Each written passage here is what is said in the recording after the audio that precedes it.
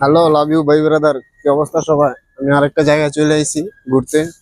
তো দেখেন, এই যে গাছটা দেখেন, বিশাল বড় বট গাছ। মানে এটা কয়জনে মানে ডালটা দেখেন কত মোটা। দুইজনের লাগাল হইব কিনা জানি না। মানে বিশাল বড়, এটার ভিতরে আবার লাইট আছে। লাইটটি দেখাও।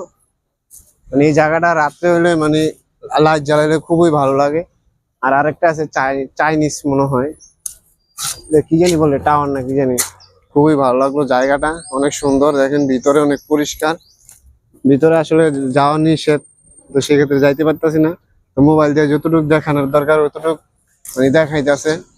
এই পাশে দেখেন, এই পাশে দেখো,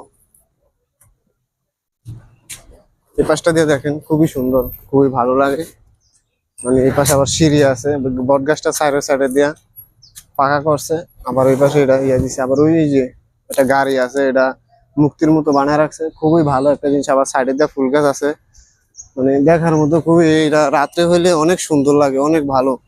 মানে মানে পরিবেশটাই বলতেছে আর কি, অনেক সুন্দর। এপাশে আসো রাজীব,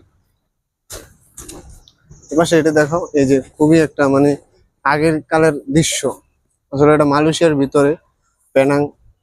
তো সব জায়গার লোকেশন আছে এই জায়গায়, ইংলিশে লেখা। তো এটা খুবই ভালো লাগলো, আপনাদের মাঝে তুলে ধরলাম। কেমন হইলো জানাবেন।